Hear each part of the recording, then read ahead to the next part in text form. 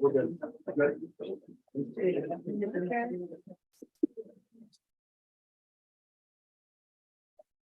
All right, we're good.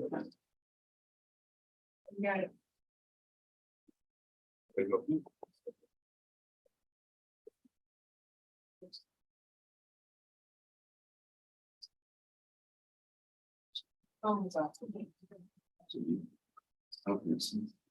Is it muted? Tim? Yes.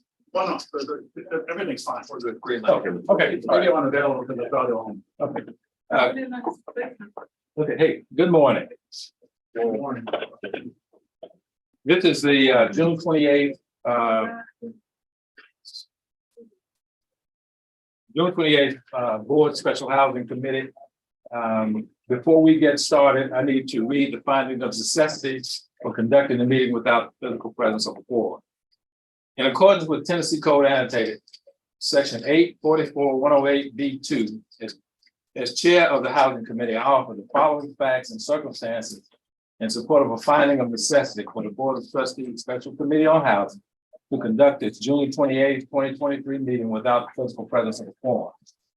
The Housing Committee is scheduled to take up important committee matters which require timely action by the committee, including but not limited to a report on the university's master plan, a report on by the university's housing working group, and reports by the housing committee members. Participation by electronic means is necessitated by members in person, absence due to unavoidable travel issues. Accordingly, I move that the committee find that participation by a quorum of the committee members by electronic means of communication is necessary. Is there a second?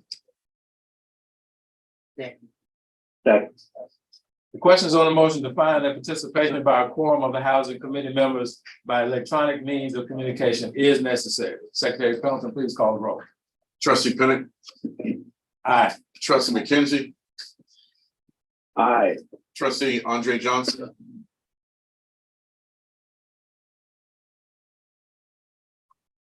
Trustee Andre Johnson. Oh, yeah. Motion carries. We'll proceed with the meeting with the quorum present. The meeting is now called to order. Secretary Pendleton, please call the roll. Trustee Pinnick. Present. Trustee McKenzie. Present. You have a quorum. Thank you. First item on the agenda is approval of the May 9th, 2023 Housing Committee meeting minutes. I move that those minutes be approved. Is there a second? Second. Any discussion on that? Secretary Pendleton. Trustee Pinnick. Yes. Trustee McKenzie. Yes. We have two. Motion carries.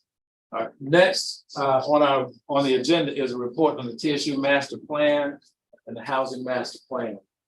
With President Glover or any of her designated speakers. Excuse me. Hold on. Before we go there, let me acknowledge those that are in the room so that everybody knows who's here. I'm sorry. President Glover, VP Allen, Dr. Johnson, Curtis Johnson. We have our chief of our peacekeeper. I knew where I was going. Chief Robinson, Dr. Trustee Chair of our board, Trustee Cole, Trustee Bill Johnson, and we have some special guests that were on the housing working group with me, Dr. Needham Gaha, Mr. Julius Proctor, and I'll go back to Chief Robinson because he was on the committee again. Yes, I will. And Ms. Yolanda Parr, she's the housing director. Ms. Yolanda Parr. Okay, Parr. Well, welcome. And also those on the line, would you mind self-identifying, please, so we know who's there? Pam Martin. Richard Lewis. Jeanette Brown with the Office of General Counsel.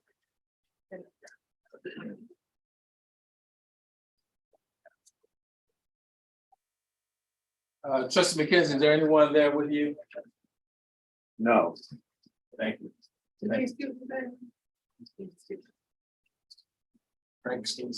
Dean Stevenson.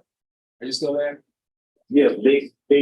All right. Okay, thank you, everybody. Sorry to get that.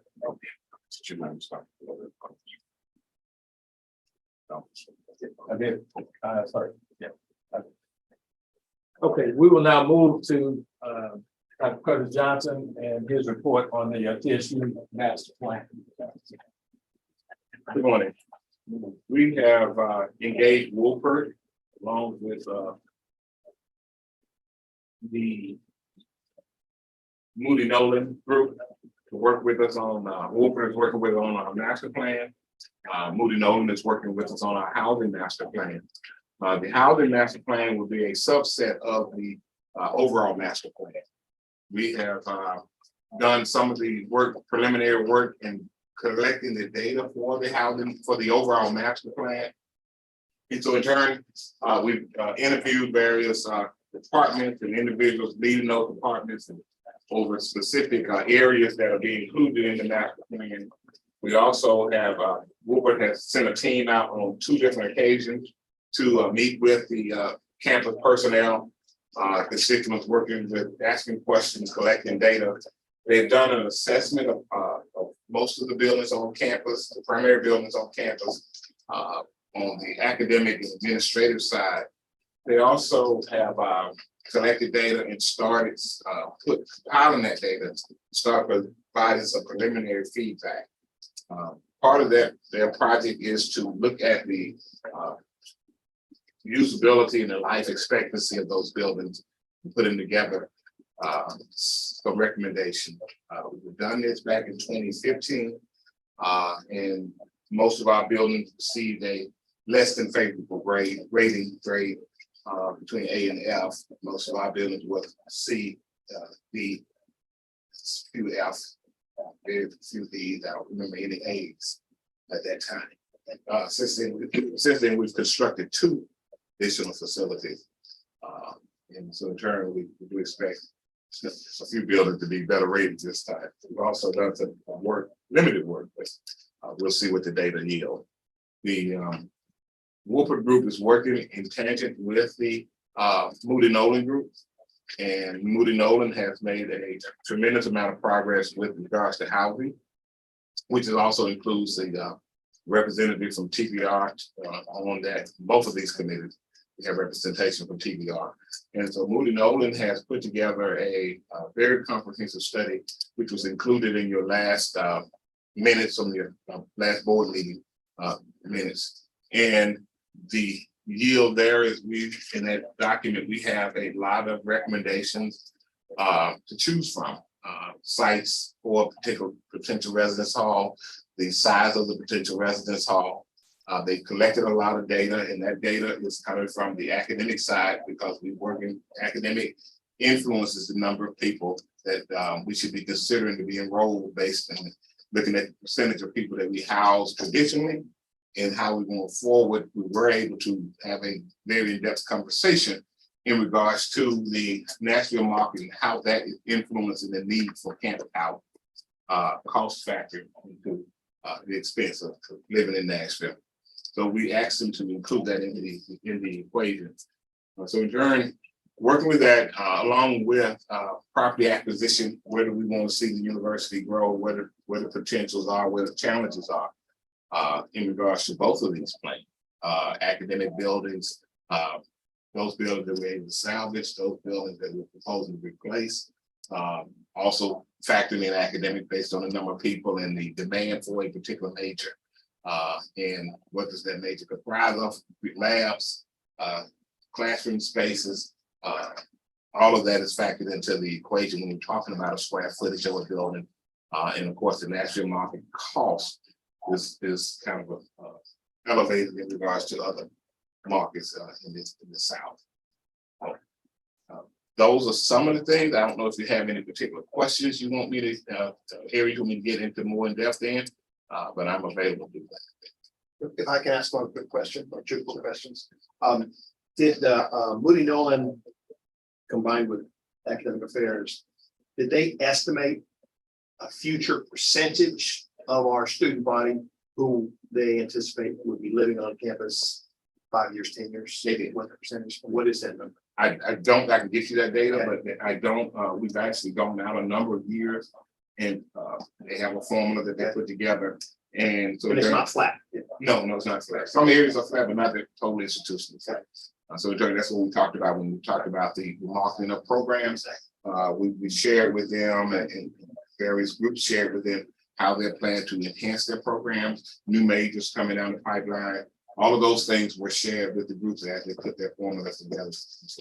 Okay, and then in Wolpert's academic building valuations, did they include not just maintenance and upkeep and restoration and those kind of things, but did they also include upgrade elements? They included upgrade elements. They included in if they are going to recommend if that building needs to be replaced based on age and what it would cost to invest in that building to keep it sustainable, to sustain that building. So during all of that is factored into the equation.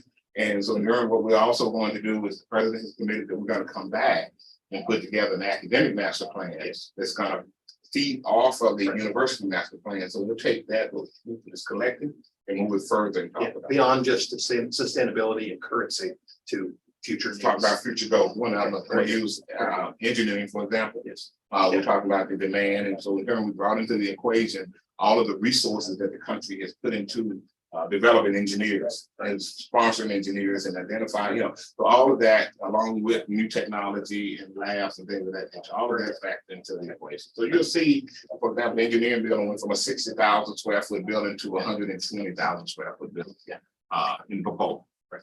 Thank you. So a couple of questions. Yes, sir. Just in the sheer numbers, we're looking at, right now we have 3,680 beds.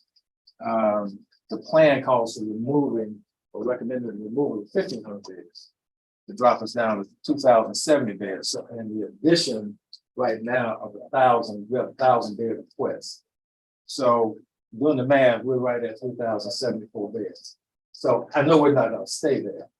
And I know enrollment will dictate sort of where we go, but that's a plus and minus based on what I read. Dean Stevenson answered that. Okay. Dean Stevenson.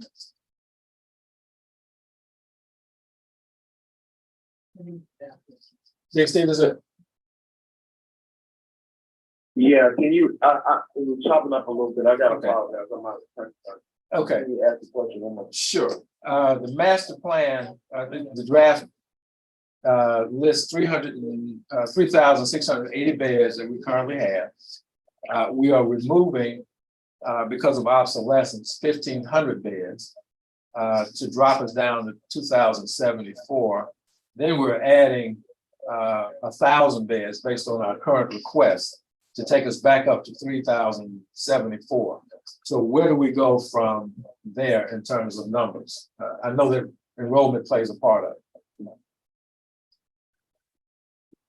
Yeah, again, this is more of a housing master plan, part of the housing master plan in terms of what we take offline and when we take it offline. And if I'm not mistaken, I'd like to lean in on this as well. The overall objective is to add 1,000 beds. And as we add 1,000 beds, we don't subtract beds, so 1,000 beds, and then we start taking offline and replacing those. So several components to the master plan. One would be we need to add new beds. Point of it would be then we start replacing beds. So the idea would not be that we did go into 1,000 bed deficit, but instead we would have 1,000 new beds and then replacement of another 1,500 over a period of years. And he's correct. And what you'll see in the master plan of all of these potential sites or facilities, housing facilities, is the intent. For example, if you look at the new residence facility, the new residence facility was built close to Epps Hall intentionally because Epps Hall eventually will come offline. But if you look at that site plan, there are facilities that will be constructed not where the existing facilities are initially, but it can come back later on. So adding beds, this 1,000 bed will be in addition to what we have. And we'll continue to add beds until we start having a reduction in enrollment that would justify taking buildings off, the older building offline. So what we're doing now is working with our PDC planning, design, and construction team and facilities team to keep the life of those buildings up so that we can continue to use those older buildings, so we can continue to use them until we be able to start taking them offline. And, right, we're not going to just take 1,800 beds offline right now. So when you do the math, we start with 36 days, well, I was at 152, but so we have 39. But I'm saying, we won't take any beds offline right now. You know, that's in the master plan in the future, in the foreseeable future, but not to take them offline and just have nothing to replace it with. So we don't just reduce it like that. It's okay, now we got, instead of 3,900, we got 3,900, 2,400. We're not doing that. There's actually a chart that spells it out over the next several years. It may not be in this document here, but I know that it is in the housing. So there is a 5-year plan to add facility, residence hall, back one off once it's completed. So we don't lose this. No, I was just gonna say, if I remember, the comment was that it's never the intent of master plan to have the number of bills that you have shown. So even if we start with 3680, we know 1,500 need to come off at some point in time. But we go and add the ones we have first and then cycle them out as we can. First, last in, first out, so we are. TBR is working with around that. I'm both working with around this. Another question. You mentioned partnerships in the summer. Can you talk a little bit about the community partnerships? Are there any discussions with some of the other area institutions that are schools are also having housing issues? We're University of Memphis is having housing issues. University of Tennessee is having housing issues. MTSU is having housing issues. We're working with developers, and they're developing around our campus, whether we want to or not. However, their capability of developing faster than we can build, hopefully will work with us. For example, there's a complex coming up behind the campus. We met with them some years ago and supported them in that construction of that facility. One, they committed to allowing students to live there, and we shared with them what we felt would be negatives, that we didn't want to be overwhelmed, that facility overwhelmed with just students, creating a possible challenge going down the line. But they agreed that pricing wise, they would try to keep it as within reasonable as possible for students to be able to reside there. So we're having those conversations. The House of God is talking about the major construction, and it will not impact initially, it will not impact what we're using now. But going down the road, it will provide new facilities for our students to be able to rent, and that's in close proximity to the campus. So in turn, those types of concepts we're embracing. And so in turn, hopefully, because there's a whole population of individuals that we're not targeting to recruit. And so in turn, that will open the door up for that. But it also will give us an opportunity to bring our students. So we're talking about pricing and resources and working with these different developers, ensure that we're at least on their mind when they're developing and our student needs are being met, along with our non-administrative employees and the big employees who they don't have transportation. So we're currently working on right now with a group that was brought to us by Trustee McKenzie. And that would be a more of an affiliation relationship where we would make students aware of their housing option. They would be on the property of House of God, and we would promote that. And I know that they've worked on that price points. We've met with some of the folks about that. So that is something that would present, as Dr. Johnson was saying, opportunities for not only our students, but potentially faculty, staff, and students, with us sort of having the right of priority with the potential for possibly FISC or hearing students being able to utilize that facility in the event that we don't fill it. So the facility you're talking about on the backside of campus, is that big giant? Right on the river, right on the, not the duplexy looking thing, but it's down on the street, the street that goes down towards the Nations. Yeah, right there. And it's on the inside of the river there. It's an enormous, multi-building apartment complex. That's what you're talking about. Yeah, something very good. Any questions from anyone on the phone?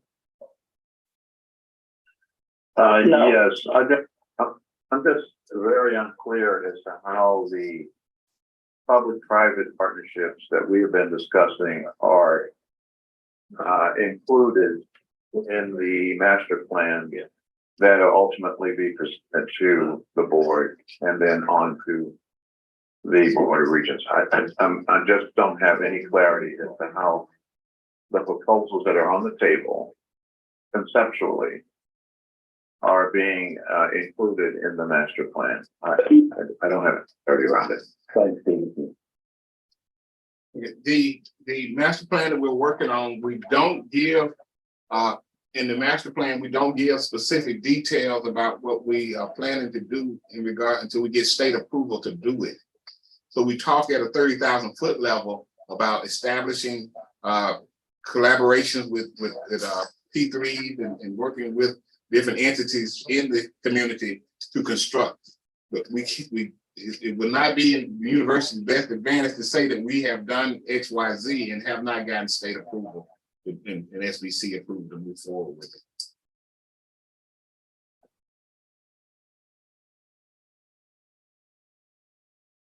But it can be listed as a proposal. Well, Or discussion. we're in discussions about future plans of the university, which includes the following concepts. Do you know, going back to the big giant apartment complex, the building on Centennial out there? Do you know what the number of rooms and beds they have in that complex? I mean, it looks giant and almost as if they could fill all our needs with one complex, right? I don't remember, there's been a few pre-COVID before we. It's gotta be It- multi-thousand, it's enormous. It is maybe 800 families, maybe. But it's got a separate unit. Yeah, it's multiple units, yeah, it's a big giant. Any other questions?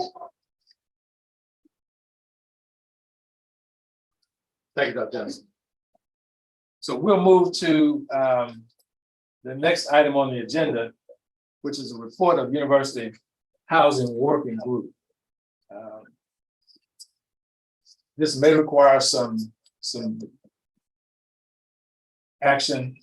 Trustee Attorney Belton will guide us through that as it becomes necessary. I had the pleasure of working with a team of staff and students and faculty to examine some of our housing inner workings. And the group met weekly for about 2 months. And then we met periodically to review some results from that work. Let me start by acknowledging who was on our committee. Dr. Tasha Andrews, Ms. Leah Holmes is a student. Ms. Rita Fleming is on our. So we need someone to mute their phone. We're getting feedback. We need someone to mute their phone. Please mute your phone.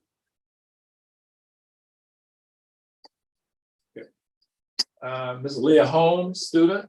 Ms. Rita Fleming. Ms. Deborah Alexander Fisher was an alumnus. Dr. Nita Magaha. Mr. Julius Proctor. Chief Greg Robinson, and then Frank Stevens. And so the committee worked really hard to really answer we started off with 2 questions. One, what does a customer need from a business? Our customers being our students. And when does that customer need what they want? And there are several responses to each one of those categories. The one that we will deal with today is quick resolution to issues that come up. And so I think that's the primary one that we want to address. The committee put together a survey. And it was administered as an exit survey when students were checking out of housing. We had a significant number of responses. And so one of the things that I wanted to do is make sure that Dr. Gaha was here, because she was very instrumental in helping us gather the data and analyzing it. And Chief Robinson, in the event that some questions came up about housing safety. We had a survey of 10 questions. 5 really pertain to what I think would be the board's concern. But we're only going to deal with one question today. And that one question, if I can find it here, is regarding personal safety. So the question was, with respect to your personal safety in your residence hall, apartment, or on campus or off campus housing, were you very satisfied, satisfied, somewhat satisfied, somewhat dissatisfied, or very dissatisfied? And overall, 86% of our students were satisfied with housing. 14% were not. But the survey drilled the question down to location. And so I will give you the results of 4 of those locations. Starting with low then high. House of God, 20% of the students, 20.3% of the students said they were not satisfied or dissatisfied. Jefferson Flats, the number was 27.3%. Red Roof Inn, 31.3% dissatisfied. And Best Western, 43.8% dissatisfied. So that brings us to the question of, well, what do we do with the information? Are we able to get more information? If so, when could we get it? How fast could we get it? In a manner that would inform a decision that we might take up prior to our students' return. And so that is really what we want to have some discussion about today is sort of where do we go with the information? How do you feel about it? What do you think we should do? And that's a question to the committee, and then from the committee to ultimately to the board. So I will open it up now to anyone who has any questions. Again, Dr. McGaha is here. If you have specific questions about the survey, Mr. Proctor is here, who was also instrumental in administering the survey, and then Chief Robinson. Now, I will tell you that we received 2,530 responses. Is that 2,500 responses in round numbers. 2,400 valid responses. So we got a very hefty response from our students. So I think that that you can rely on that participation to say that we've got some valid information to use. So I'll stop there and open the floor for any discussion. So to finish out the snapshot, can you give us the dissatisfaction number for on campus? Run the data for on campus versus off campus. So the data show that dissatisfaction. But it's dissatisfaction or strong, the same category. Yes, yes, we did a Just satisfaction. for on campus. I think I ran it twice on the off-campus versus other off-campus location, and then we ran a. Let me see if I have an off-campus.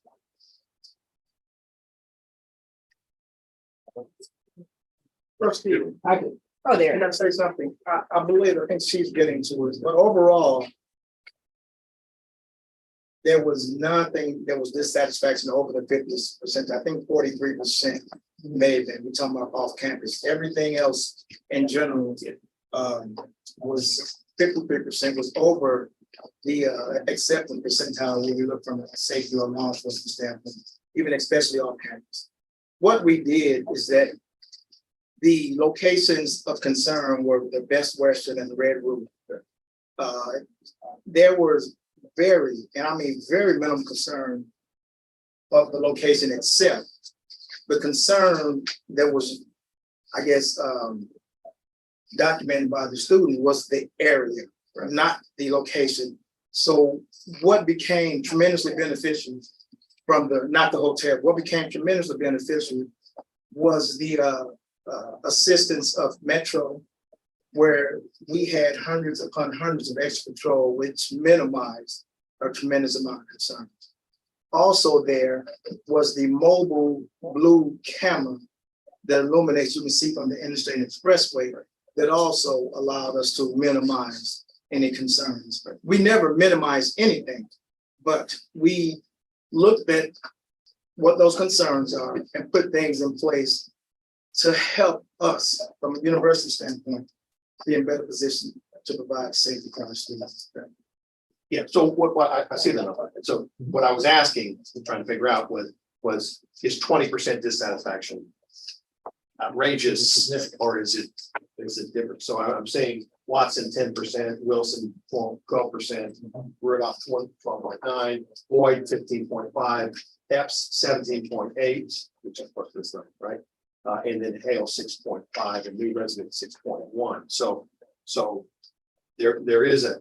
The question is 17 and 20, what's our acceptable number? What's our expectation number? Certainly the 27s, 30s, 40s are very concerning, right?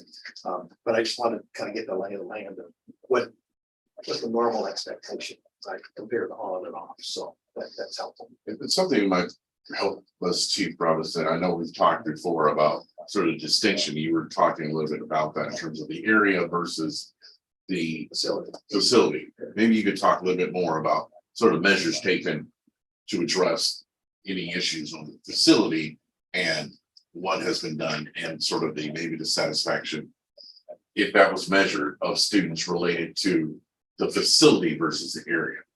Well, from a facility standpoint, of course, we had the addition of the numerous extra patrol.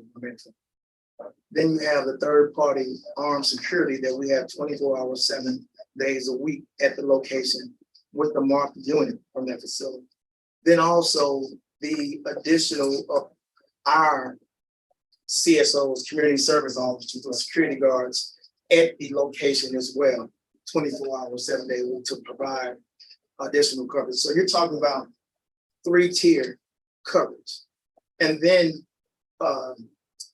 on Bible days, mostly weekends, you had the addition of TSU police officers working extended details at the location as well to provide almost a 4-tier approach as far as coverage. Well, so let me, I want to just clarify that point by saying those things had already been done. And they preceded the survey. So you still got, even with those things, you still have the data that you have the answers that you have. And so that is what we're dealing with. Now, there may be some prospective things that we might do, but as of right now, we have to deal with what's in front of us. And we've talked in terms of drilling down into why, because if this is trying to measure the basis for their discomfort with respect to safety, if in fact the ones that, and do we know the ones that responded to the survey, were they the ones actually living at the hotel, or are they, okay, so we separated out them, and we're not able to separate out the ones that are speaking to this from a perspective of what's happening at my facility versus those that are speaking to this from the perspective of the area. Right, neighborhood. we didn't do that. Okay. We didn't and- ask that question. and- I think the lack of calls for service at the facility shows Shows what? that there wasn't concern at the facility itself. Okay. So then when we're talking about the area, and if that's making folks, students uncomfortable because of the area in which the hotels are located. Have we, and maybe we can't, but drilled into what about the area? Is it that what they're seeing when they go to and from the hotel? Is it, some of the things like that? And because I think that goes to what you're saying, Trustee Penick, in terms of asking ourselves, how do we move forward? Right. What can we do to address that issue? If it's the area, but what are they experiencing? What are they seeing? So to answer your question about the on-campus and off-campus dissatisfaction. Off-campus, there was a 37.9% dissatisfaction compared to on-campus was only 11.8. So students express less dissatisfaction or regarding their safety, personal safety when they were on campus compared to off campus. Yeah, so I would attribute that to. If I'm afraid of the neighborhood. I'm gonna DoorDash my food to my apartment, I'm gonna live in my apartment, I'm gonna walk quickly to the bus, get on the bus, but I'm not gonna walk around the neighborhood. I'm not gonna go to the grocery store, I'm not gonna do anything else. Whereas on campus, I've got pods, I can walk around, right? If I lock myself in, there's no cost. That doesn't mean it's relieved my fear, that it just means that there's been no calls or actions to the police, right? That doesn't relieve my dissatisfaction piece, right? And so the question is how do we change a neighborhood to change perception, right? Or do we have to only choose places that are in perceived safe, kind of neighborhoods. So you're right. There is a difference between. That's a choice. Yeah, there is a difference between the facility, your room, and the neighborhood. And that. Right, there's a perceived difference, and one thing that I know, and I well, but perception is real. is reality. It is, but from a law enforcement standpoint, Yeah. police standpoint, I can't concern myself about the area. All I have to do is all I can to provide the best environment, conducively Yeah. safe for our citizens. That's Intervention or prevention. Absolutely. Right. Yes, yeah. But it's all, police work is somewhat preventive, but it's also reactive. Exactly. And so, It's a lot. I was gonna say, for this fall, I think the first thing to do is make sure that we meet with the students and their parents. We have had meetings with them already, with some of the parents of the first year students, let them know that there's not an intent for any first year student to be in the hotel, they'll be on campus, the campus spot. But for those who have hotels, the student parents will meet with them. And go over where we are out here, the safety features, we can start that feeling of safety, because we're not gonna say it's gonna say to the grand high, because that's what we can't do. We can't do it. At this late date, I don't know if hotels at this late date, they will let us have for the whole semester. Anyway, so there may be some other hotels that will be twice the cost that we could probably pursue. But I think if we meet with the students, go over what we have for you, the police there at all times, and we were moving in, the police was there, Metro was there. The fact we never had any incidents, and there was something down the street, we never had into there at the hotel. We wanna, this is the kind of for 2 years in a row. If I can say something too, Dr. Trustee Johnson. So every Tuesday, I meet with the North Precinct, which is where the hotels are located. And they talk about the continual change. You all may see it here today, driving through the new high price residencies going up. So that may also attribute to the health changes, perception, those things that are being already put in place. Yeah. Well, so you're just as likely. Where did you repeat that sentence, please? The new residency, yes, gentrification that's happening, the Bridge Church Twenty Lane area, that, Change the and they. perception. Yeah, Oh, they, I'm very familiar. I just want to make sure I understood. Yeah. Okay, oh, I'm sorry. I Yeah, have to. so you're just as likely to be robbed walking down the street by our hotels, actually less likely than if you are on Broadway, 100%, right? yeah, And yeah. so it really is perhaps part of it's a neighborhood thing, right? Primary neighborhood, but it's more importantly a safety procedure, right? And so we have had situations where we choose on campus and properties just down the corner, right? Shootings at the park, where we told our students, don't walk alone. Go in groups. Well, that doesn't prevent you from all getting shot, right? That's a good point, but But also. but that's the key. And so the fact that the neighborhood is perceived unsafe, okay, is no different than the downtown motel, right? Or Broadway at this point in time, right? And so it really is perhaps not a neighborhood perception issue. It is a realization that it needs to be a safe procedures and operational function. The same thing we should be telling our students on our own campus. Don't walk out of your dorms at 2 o'clock in the morning and walk across the campus by yourself. Don't do that. You know, But you know what, Mr. Johnson, that we do that. Yeah. But we get pushback almost if they say you're trying to tell you what to do. We're not trying to tell you what to do, we're just trying to provide. But Nate, Yes, ma'am. if you think about those of you from here and know something about the area. Think about the dogs, think about Germany. Yeah. They were absolutely no ways when we walked down the street. Right, right. But the key to it was that those individuals, and I know this for a fact, when they began developing that area, they got the mayor sitting down at the table, they got the police chief sitting down at the table and cleaned up the area. but yeah, I think when the first points to start with is, I think our people are doing all we do, but no matter what he does, it doesn't do anything with that man to stand on the corner drinking the whatever, okay? But if we sit down with the metro, with the chief, and we sit down with the mayor and whomever else, and say we want this area cleaned up, that's the first start to it.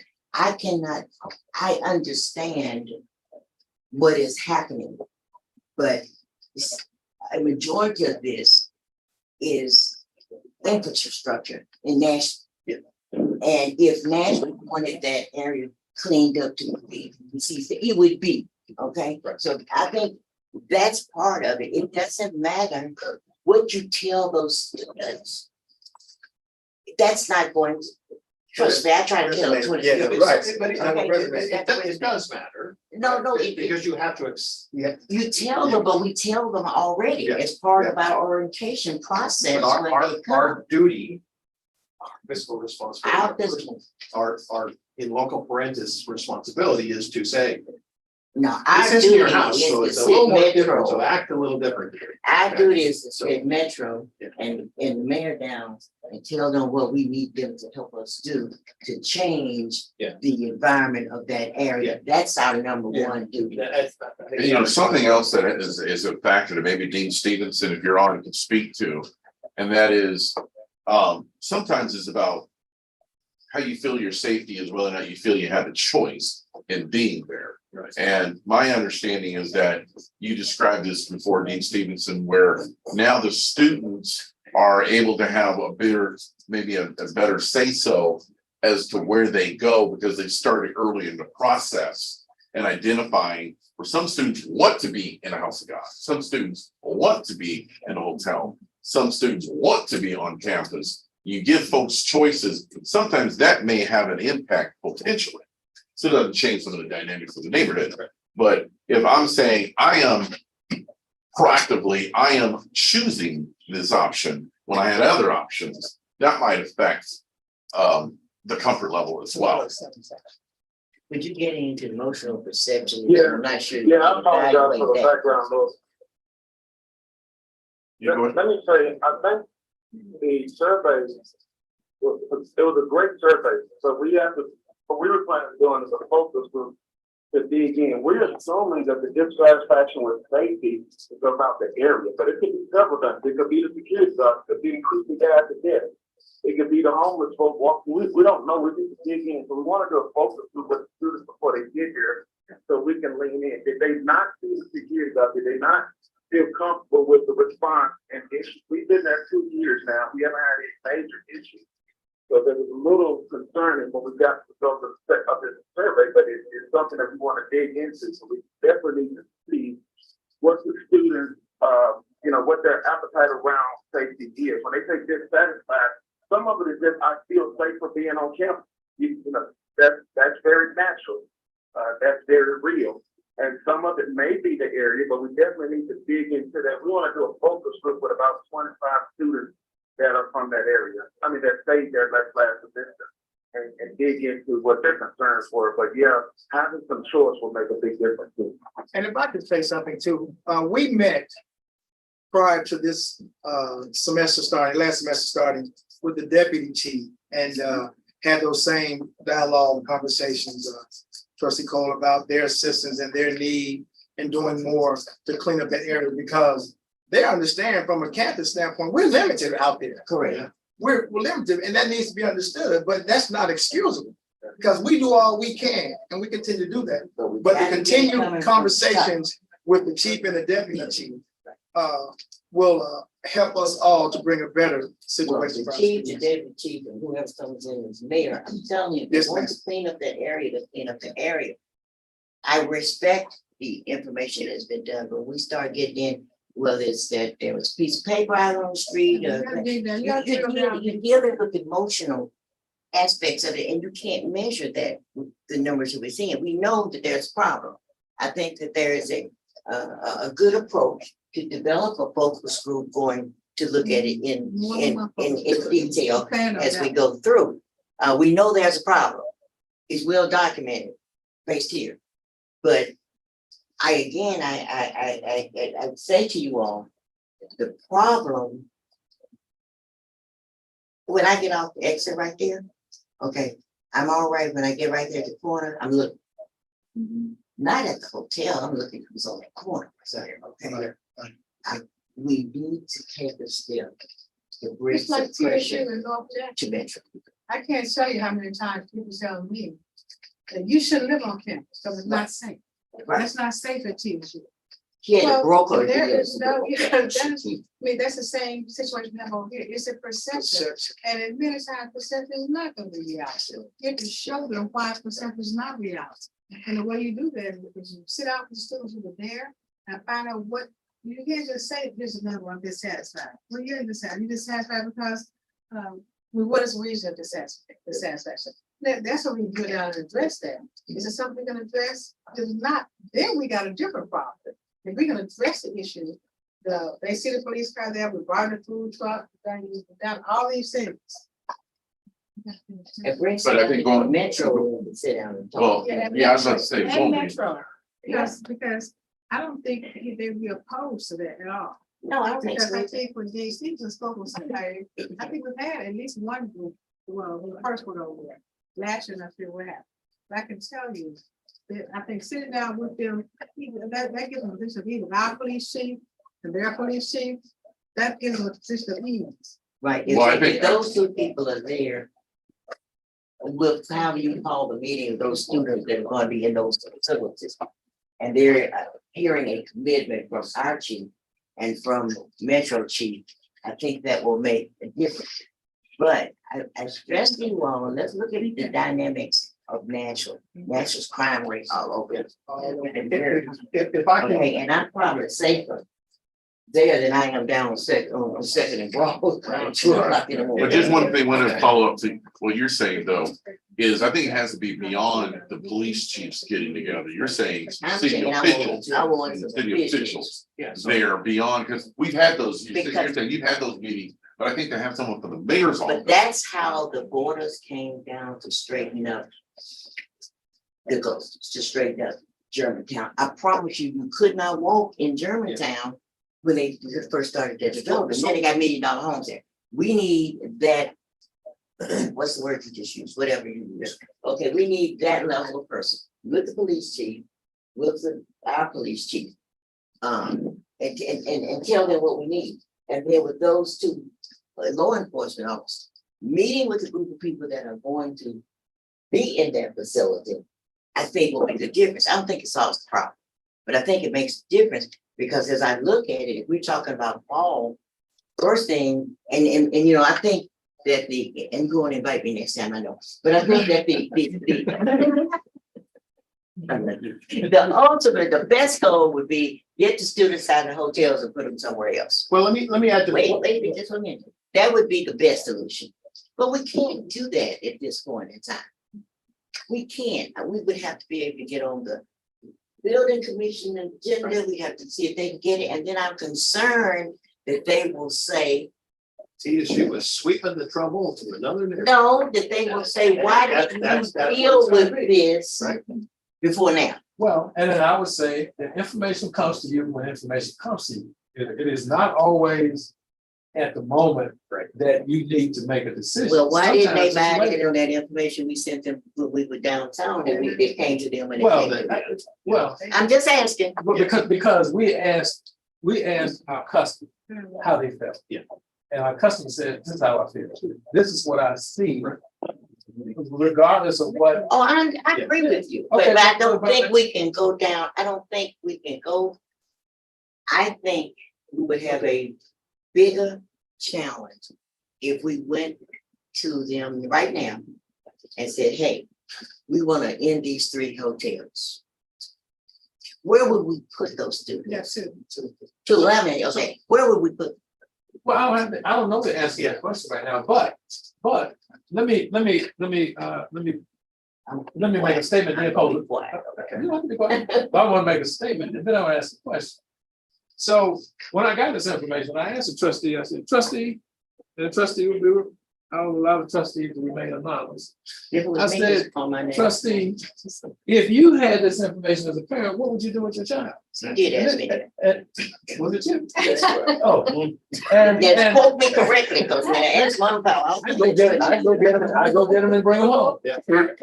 I go get him and bring him home. So then my question. No, is- what I said was, Okay, it depends, you asked me, what would I do if it was my child?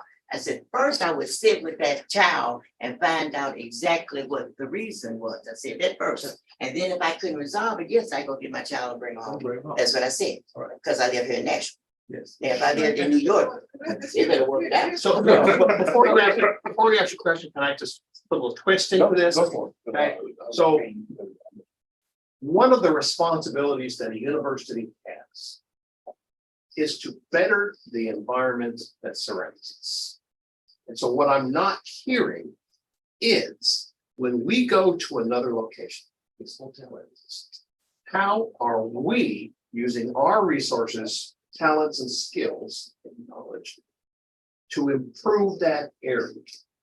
Where is our social work, sociology group, our urban planning faculty members on coming up with solutions to improve that neighborhood? Everywhere we go, we should leave a positive footprint. What I'm not hearing is us giving. What I'm hearing is us taking. We have a responsibility as a university to make the world better. And everywhere we place our foot, when we leave or when we are there, it needs to be a better place. So I challenge us to engage our university professor who understand these social problems to come up with active solutions and interventions. That's our civic and social professional responsibility. Well, it's not, in one sense, it's an academic question. The other sense, it's a practical. Exactly. Right. And so as a trustee, a business owner, my responsibility is to make sure my customer It's satisfied. There's an immediate and Okay. a secondary, and so. Well, Yeah. I can say this. Chairman Bennett. Yes, Can I say, please. Yeah, I have, go ahead. go ahead, Trustee McKenzie, I couldn't hear you.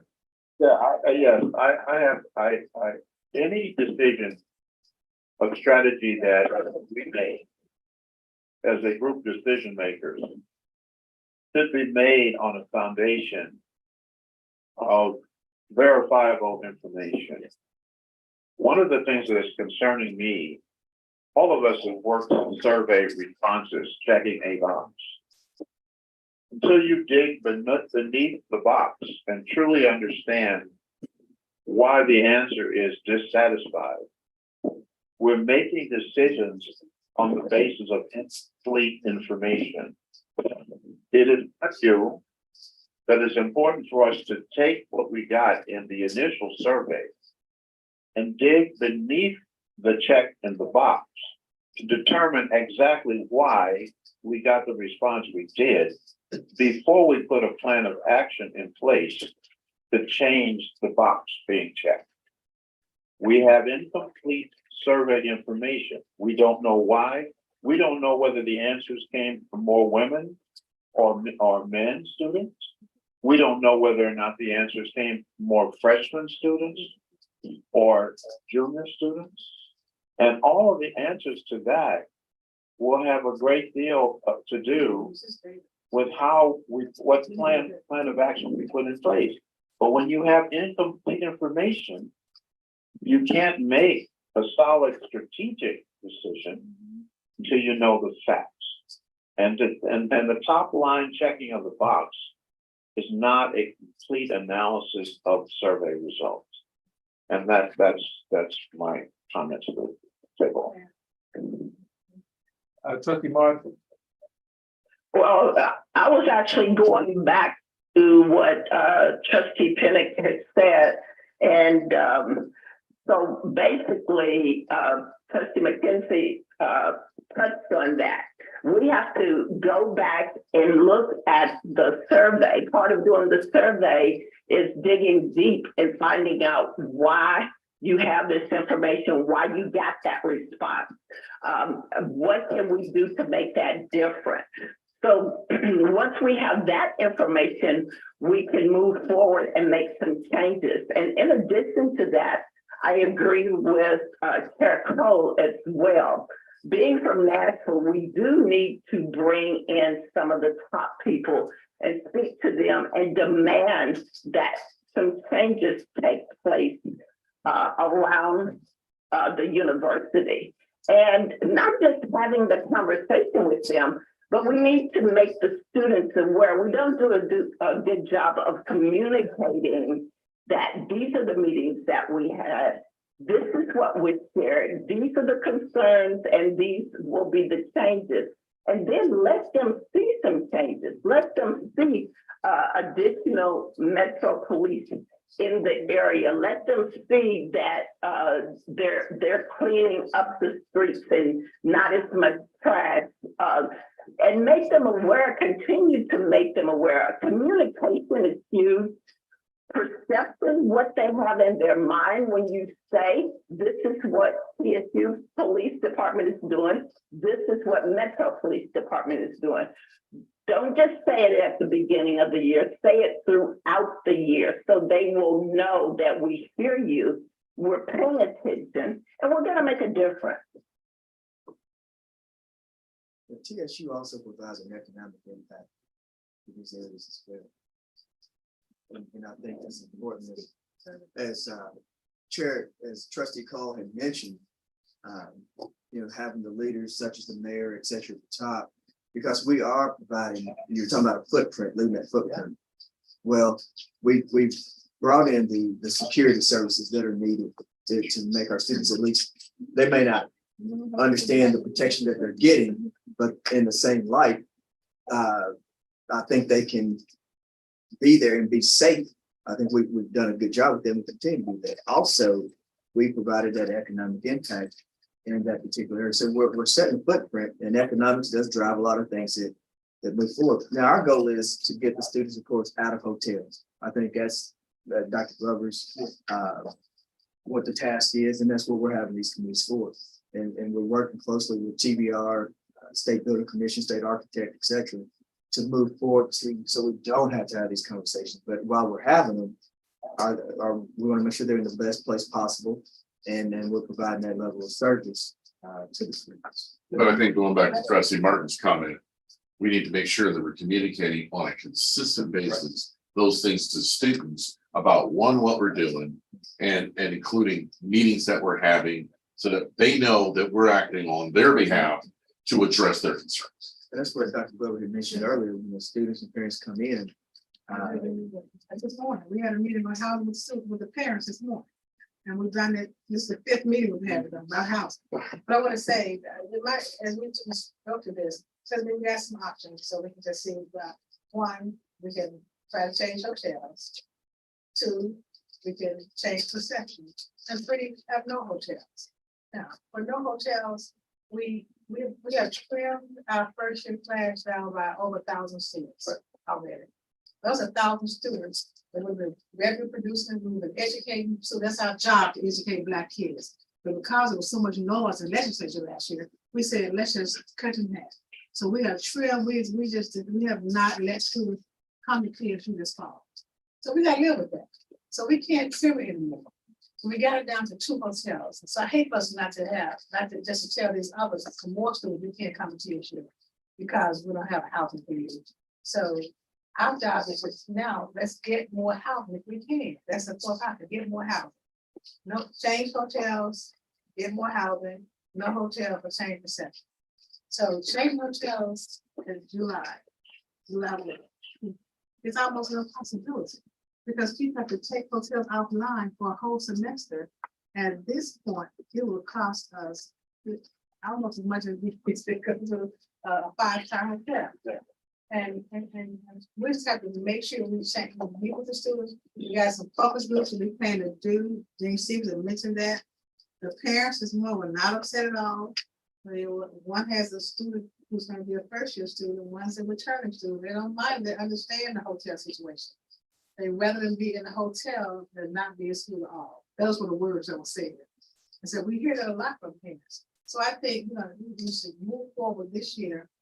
Make sure we got a team in place with safety, security, working together with partnership with the city.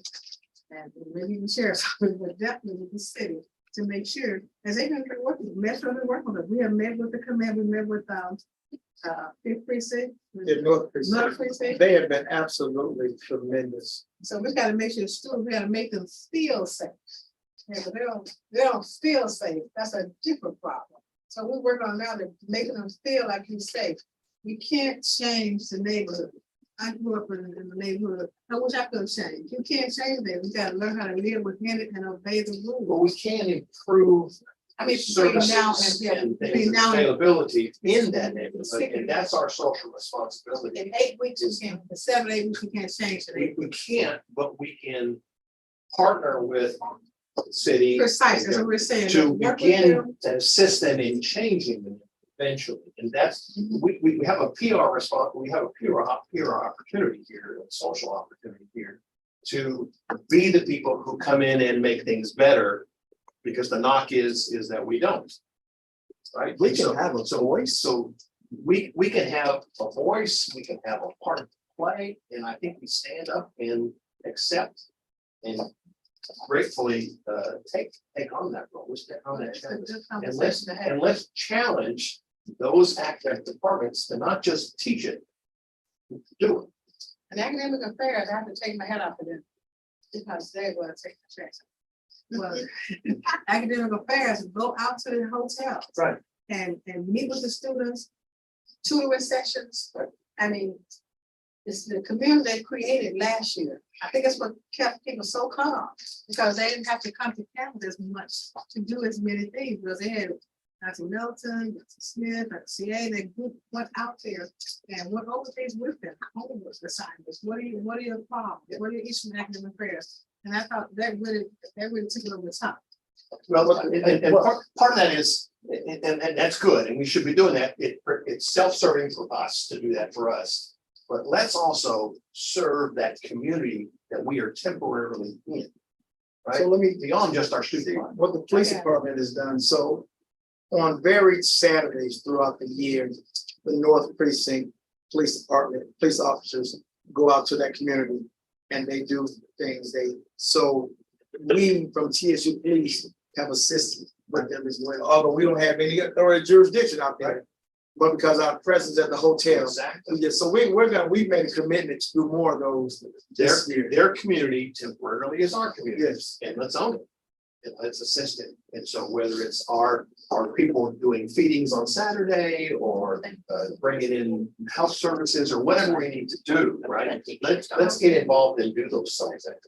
You gotta say, we appreciate Yes. the fact that you brought this level, we had a level discussion, because it's a necessary discussion.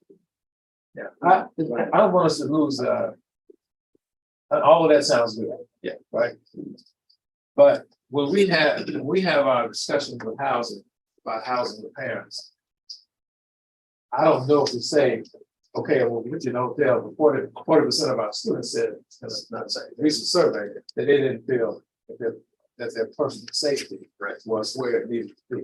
But Right. I think it's not properly discussed there with the parents until we drill down with it more. I think that's Well, the point. Yeah, but my point is that we still have this perception. That's right. As high level as it might be, it's still there. And so, I mean, I appreciate the discussion about what the police are doing and what they have been doing and what academic affairs is doing and all that. But none of that impacted the 43%. It's still a real thing until we know more. But I So- think. Go ahead. If we don't analyze why the response is what it is, we're making knee-jerk decisions around what a strategy should be. That 40%, the fact that crime in America has risen. Yeah. It could be impacted by the fact that there were more females responding than males. It could be because there were too many males, too close females next door in a room. We do not know until we drill the answer on the survey. Until then, we're making a knee-jerk reaction on incomplete survey information. Well, Any survey expert can tell you that you can't just take top-line responses in a survey and then make a decision about what you're looking at in a number like 40%. You need to core drill it and understand what it's about and what it is saying to you in order to make an intelligent decision. We have not done that. and we don't have time. So, Mackenzie. all right, so, all right, so, and I know we could debate this all day and all night. Dr. Glover has mentioned some of the things that were top of mind in terms of options that we might have. And so I want to go back over them in my words. One, of course, is to do nothing, which I don't think they will there. Two, we could reduce enrollment so we don't need the hotel. That is an option. We don't necessarily like that because we've already done that. I think too, one thing about that, which is very important, is our enrollment was not driven. We didn't over promise. So these hotels it wasn't a must. It's a need, but it was not a must. We didn't promise space that we didn't have. And I want to be very clear to anyone that may be listening to this call. Third is to seek another hotel. Maybe not two, maybe one. You have, because the Best Western and the Red Roof Inn are both in the same area. So why is one higher than the other? Yeah. So maybe there's an opportunity to move one group, maybe.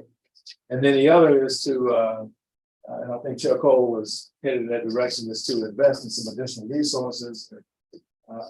And Trustee McKenzie, get some additional information, what information we can in the time that we have to help inform what our next step should be. So I would just add another option is really about the things that we've been talking about in terms of the focus groups, the meetings, the meetings with the city officials, those, okay, I'm including that in number 3.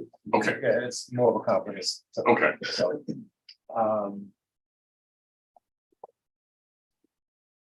So, what I'd like to do is put that into form of a motion, so I'll be McKenzie. the university can move ahead with those action items and then report back to us in a week, 2 weeks. What do you think is reasonable? Because we don't have much time.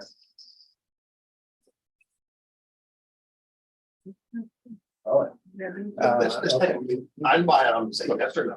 Yes. Yep, let's just do that. You wanna, Take your list, item by item. Yes, do this, no, do this. Yes, do this, till we get down to something that we're gonna actually do. What about a motion that just simply says that you are motion to direct the administration to examine the options that we have articulated today in moving forward to determine how we want to go further in responding to the survey. Okay, that's a motion. okay, so I'll second, no, I can't do that. We'll need a list of trustee. those items for the minute, for the 6 months. Yes, so we have, All right, so I'll let me go back over this list again. 1 is to do nothing. I vote no on that one. We 2 have to do something. 2 is to reduce the enrollment so that we don't need the hotel. Where is this coming from? That doesn't make it necessary to reduce enrollment. even No, further. I'm saying options. I'm not, Yeah. these are options. But question, Yes. if the option is not practical, I'm asking, should we really even include it? And should we not just include those things that we can address and say, I mean, it's not practical to do nothing. Okay, so I don't think we should put that in there because we want some action. I don't know if I'm saying. Well, but correct. it is reasonable and appropriate to look at any and all possibilities.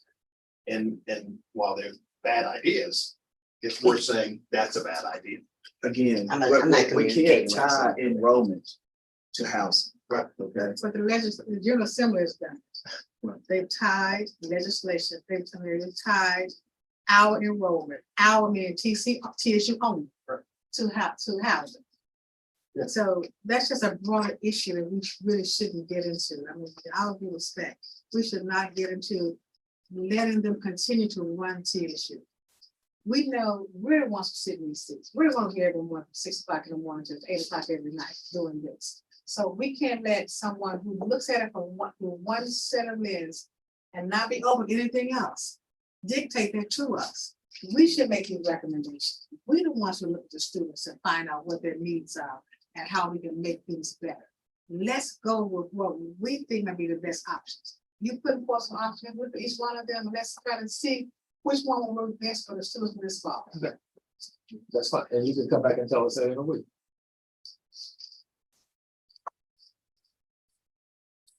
Are we going, I'm just asking so I can make sure I understand. Are we going to document as an option to reduce enrollment? I'm asking, I'm just asking. I don't, Are you saying just eviscerate enrollment? We've already reduced enrollment as much as we can to meet the needs. We reduce enrollment substantially for first year students. These are options that I see. Okay, these are options I see. Sure. Sure. Chair Penny, this is Dean Stevens, and I wanted to make sure I was sharing with you, what we had in place, what we were planning to do as you tie it into whatever this motion that becomes. I want to introduce, she's in the room, Ms. Hall, who's our new housing director. I'm very proud to have her in this role, who's focused on customer service. But, again, we're going to dig within the next 7 days. We're going to dig into a focus group, and then we're going to analyze and bring that data back to this committee or to you, Chair. We also will review our safety plan for students and others to make sure that it's comprehensive enough that students don't feel put in harm's way. The third thing is we would obviously meet with, those partners that we are having the property with to talk about those experiences that the students are having and how they can help us with that. Now, I typically go and spend at least one night a week for one hotel. And so I've been out there. We do give students information about the area. I mean, you know, we tell them, you know, we would recommend going jogging, you know, at 2 o'clock in the morning or whatever. So we do just tell them to be wise and make a decision. I love the idea of asking the city to invest more resources in that area, as it's already becoming gentrified. I mean, there's already some major development happening over there. But the family of the students is real. The communication to the students, I think I heard somebody say that, will intensify that. I will say that we didn't have a lot of communication last year around safety, because quite frankly, in conversation with the students, we didn't see it an issue. And so we'll definitely intensify that. We'll dig into it as soon as they get there, before they move in, why they're there. We'll talk about whatever their issues or concerns may be and have them in that space. And so we can bring that back to the committee in a week. And in terms of a focus group of students who stay there, we want to do a focus group asking direct questions with about 30 or 40 students that actually stay there and get their responses, and then we can share that with you. So, and I may lose my signal here, but I wanted to make sure I got that. All right. Thank you, Dean. So, and then the third one is to investigate any and all options that would provide additional information to better inform our decisions. That includes focus groups, it includes talking with metro government, it includes talking with elected officials, it includes talking with area businesses, maybe doing some of the things that Trustee Johnson, Bill Johnson recommended.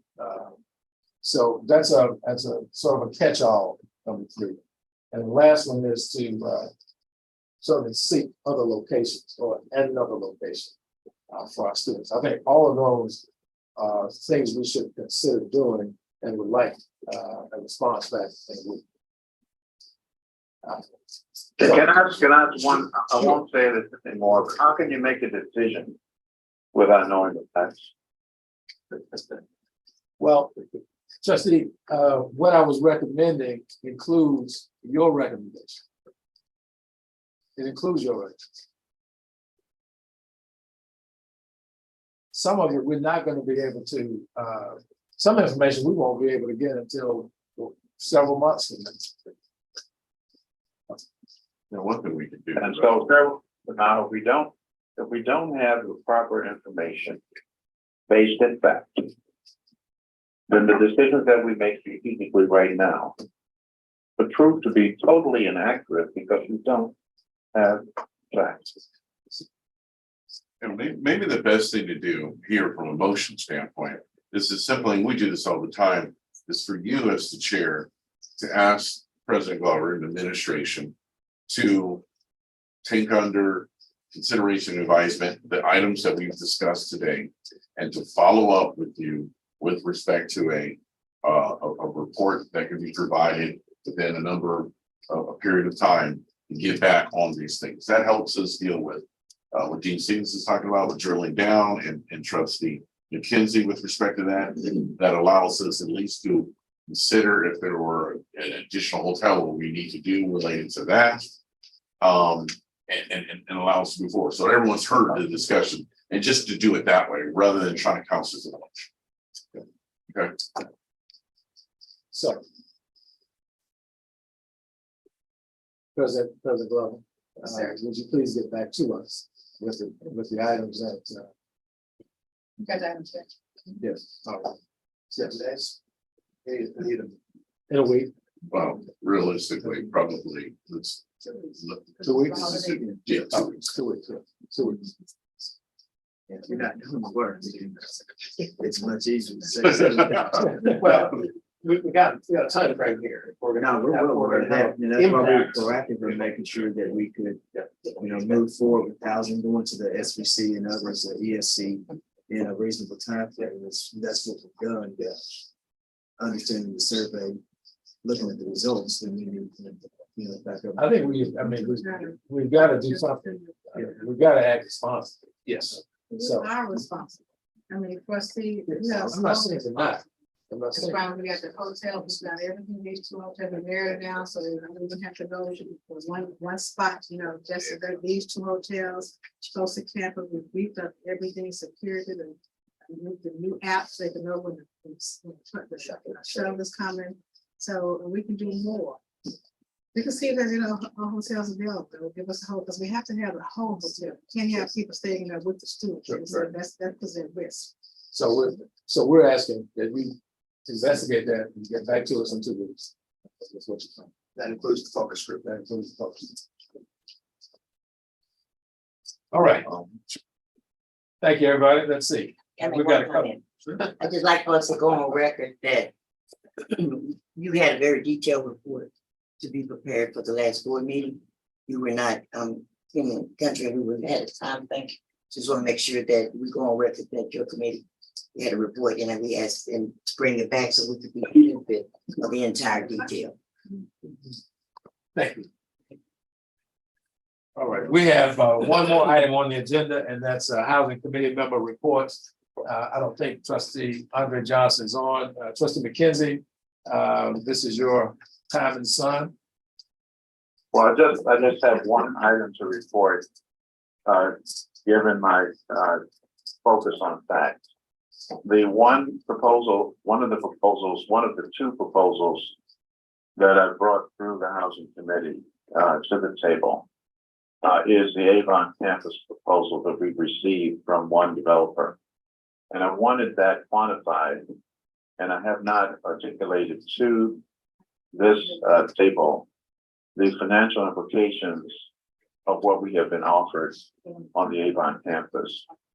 I went to Vice President Allen to quantify the offer that's made, and to let us know the specific financial implications expressed in our balance sheet on a recognized basis under accounting principles that exist today.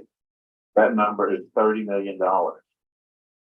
And so what I'm saying is that should we somehow or another move to get this public-private partnership consummated, that would have a $30 million positive impact on the balance sheet. And that was explained to me in detail by Vice President Allen, using a current accounting principles, and understand the difference between recognition of an additional asset and realization of the asset.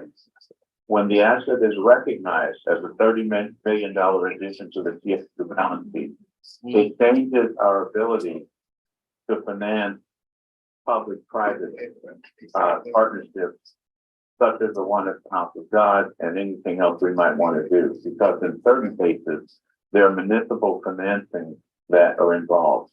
And the stronger the TSU balance sheet, the lower the cost of capital.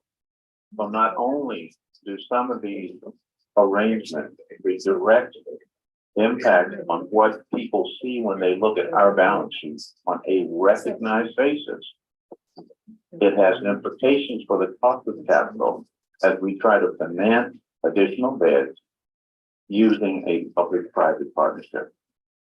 I would ask that C.P. Allen weigh in if in fact I've articulated that incorrectly. I'm talking about $30 billion asset addition on a recognized basis for the balance sheet of Tennessee State. And trustee McKenzie, C.P. Allen. yes, could trustee you- McKenzie. Could you, Can you hear me? yes, Yes, you did articulate that correctly. It would be a land lease asset on our balance sheet, with receiving the annual payments, which would then go straight to a lease revenue account, and then that's cash, direct cash to the university, for a period that would be for 99 years if that's the terms of the lease. So it is a true benefit to TSU. This also helps us with our with our debt to net asset ratio. We have a very good calculation now, but that would of course make it better. That also increases our capacity to borrow funds as it relates to bonding for new residence halls, et cetera. So it's truly a win-win. And most importantly, we still retain the rights to the asset at the end of the lease. Yes. Richard Lewis, may I ask a question? Yes, trustee My Lewis, go ahead. question is, thank you. My question is, how will all of this be affected by the state building commission? This would have to be like any other capital agreement that we enter into. They would have to sign off on it. If that's the case, then this is something that we all to be talking with now with the appropriate person or person at the state building commission. Yes, and we have conversations with them. Again, we're still early in this process as Dr. McKenzie was pulling things together with the developers, et cetera. So once we have a final plan, we can then start presenting those plans to the State Building Commission and others. Now, I understand what you said about a final plan, but don't forget, if you keep them in the loop from the beginning, you might have a better chance of getting their cooperation and their budget system. And Dr. Lewis, you are exactly right. And please keep in mind that this is part of the overall master plan. Okay, so we are having ongoing conversations until we complete the master plan. You know, that would be the final deal. But yes, as we incorporate these different sections or areas into the plan, that's when those conversations will then commence with the State Building Commission and other stakeholders at the state level.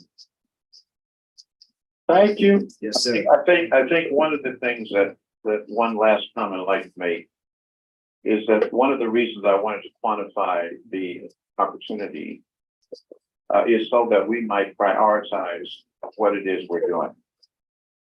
We basically are whistling past $30 million of addition to our balance sheet. I would think that's pretty impressive.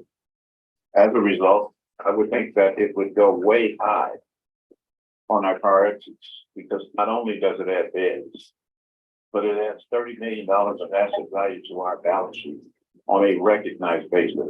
More importantly, it And that also has major provides- implications, it has major operating implications for the university. It also provides a $4 million positive cash flow per year. And I've been talking to other CFOs across the country, especially in HBCUs. And one of the things that we've talked about is looking at new revenue streams as means of providing for operations on campus. That is a huge concern right now across the country. Also, you keep in mind that over half of our revenue stream comes from, of course, tuition fees. About 23% comes from state appropriations. A lot of schools are trying to, again, increase those revenue streams so that we can make decisions and have, that those resources to back those decisions up. So the $4 million cash flow per year, 99 years? That is correct. Yes, but the 9-year lease, Plus. a 30 million. 99-year lease, So plus $30 a million $10 million bonus. There's a $10 million bonus to that offer as well, in either the 5th or 6th year, Right. plus $1 million in scholarship money for the remainder of the lease, beginning in about the 10th year. So when you press arithmetically present value, those cash flows, and we use a very low discount rate in that arithmetic calculation. I think Vice President Doug Allen and I use 3% as the discount rate, which is low in a rising interest rate environment. We understate $30 million impact to the balance sheet. Just think about the number of scholarships that we can provide to students with that type of funding. We're moving to an R1 institution, which is gonna require more revenues. And honestly, we have the land. There's no need to sit on it and not utilize it to the benefit of the university.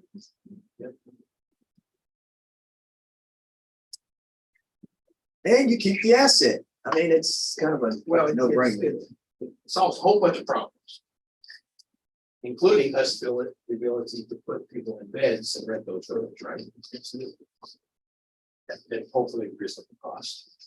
Well, Dr. McKenzie and I, we've talked about that, and he's already worked with the developers. They know our price point for our students, and that's part of how this number was calculated based on the price point that our students can afford. Well done. Thank you, trustee McKenzie. Anything else? No, sir. Thank you so much. If there be no other business, I move that we adjourn. Secretary Thomas. Trustee McKenzie, are you second it, trustee McKenzie? Yes. Okay, so just take the roll. Trustee Bennett, Aye, trustee McKenzie. Aye. we are adjourned. Thank you, everybody. Thank you. Thank you. Colby McKenzie.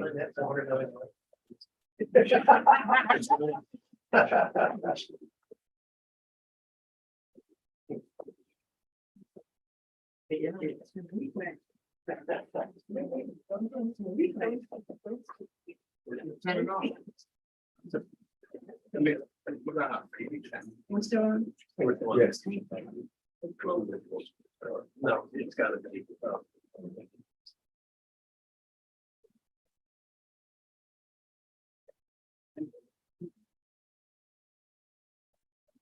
I don't interview. I'm gonna interview the engineer.